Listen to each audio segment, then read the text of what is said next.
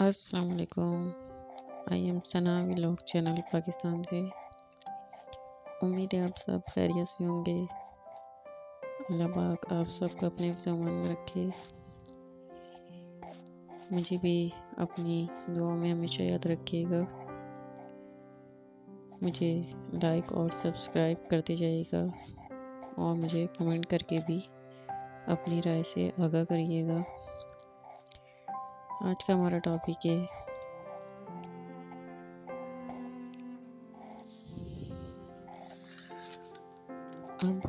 अब हुरिया ने क्या किया।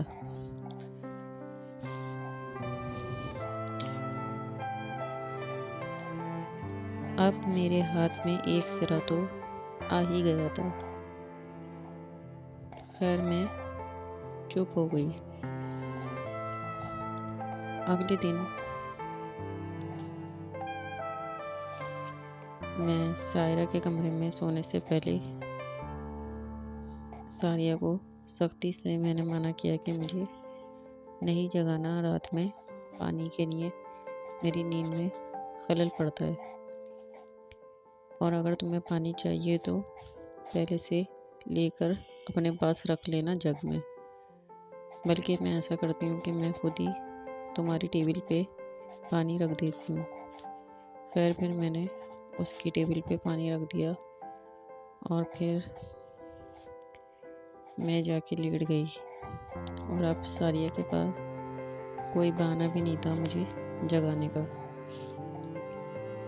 रात के उसी पहर सारिया अपने बिस्तर से उठी और अलमारी की तरफ देखने लगी। फिर अलमारी के पास गई और वही कटोरी उठाई और फिर खिड़की खोली और फिर बाहर की जानिब कूद गई। आज रात में बहुत अलर्ट होकर लेटी हुई थी कि सारिया की आहट से भी मुझे पता चल जाए कि सारिया क्या कर रही है। फिर सारिया ने फिर वही किया। जब वो खिड़की से कूदी तो फिर मैंने भी हिम्मत करके सोचा कि मैं भी इसके पीछे चलूं। बहुत सब्र के बाद फिर मैंने धीरे से अपने बेड से उतरी और सारिया की तरह खिड़की से छलांग मारी। खिड़की की ऊंचाई क्योंकि इतनी ज़्यादा नहीं थी, ये हमारे घर के पिछली तरफ खुलती थी। मेरे पाँव में चूंकि जूते नहीं थे,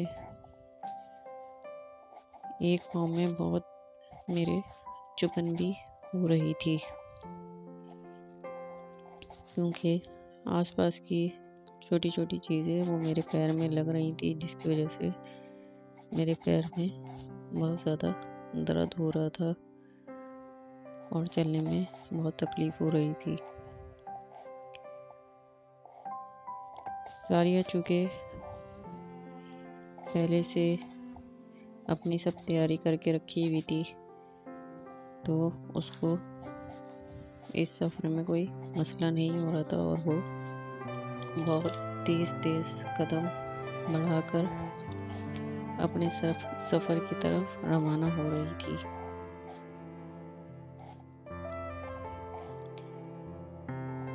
मैं भी इसके पीछे पीछे चलती रही। मुझे बहुत डर लग रहा था मगर फिर भी मैंने हिम्मत की। मैंने सोचा कि जब मेरी नंद इतनी बहादुर है तो फिर मैं क्यों ना बहादुरी का मुजाहरा करूं और इसका पीछा करूं। आखिर कोई ये मेरे घर की इज्जत का मामला है, जबकि मैं तो हक और सच की राह पे जा रही हूँ। इस घर की इज्जत बचाना चाहती हूँ।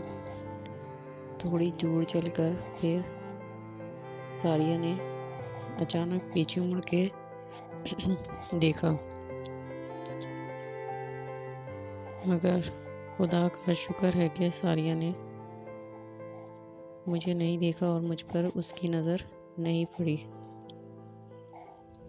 अल्लाह का करना ऐसा हुआ कि मैं साइड में हो गई फ़ौरन, कि सारिया की नज़र मुझ पे नहीं पड़ सकी और सारिया फिर आगे की तरफ तेज़ तेज़ कदम बढ़ाकर चलने लगी। मैं भी इसके पीछे पीछे चलती रही। सारिया अल्लाह जाने किस तरफ जा रही थी, मुझे कुछ समझ नहीं आ रहा था और मैं बहुत ज़्यादा दिल में खौफ भी आ रहा था कि अल्लाह जाने आगे जाके क्या होना है। पता नहीं सारिया किससे मिलने जा रही है इतनी रात में। डर के मारे मेरा बुरा हाल था, मगर फिर भी मैंने हिम्मत की कि मैं देखूं आखिर कि ये क्या माजरा है सारा। खैर मैं इसके पीछे पीछे चलती रही।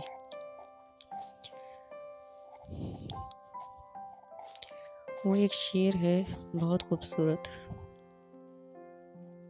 एक शेर है बहुत ही खूबसूरत, जिस पर गुजरी हो बस वही जानता है, जिस पर गुजरी हो बस वही जानता है। पर ये दिल इतनी तसल्ली से कहाँ मानता है, पर ये दिल इतनी तसल्ली से कहाँ मानता है। एक और अर्ज करती हूँ, जिंदगी में बार बार बहार नहीं मिलती, जिंदगी में बार बार बहार नहीं मिलती, बार बार कोई प्यार से प्यारा नहीं मिलता।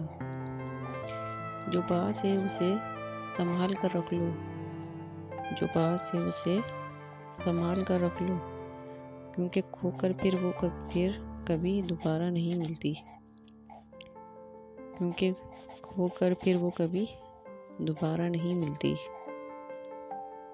रोज वही कोशिश जिंदा रहने की, रोज वही कोशिश जिंदा रहने की, मरने की भी तैयारी कर लो भाई, मरने की भी तैयारी कर लिया करो।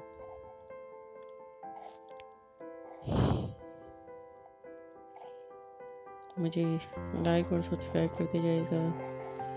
आगे का टॉपिक फिर मैं कल आपसे शेयर करूँगी अपने इसी चैनल पर। अपना बहुत ज़्यादा ख्याल रखिएगा। अल्लाह हाफिज़।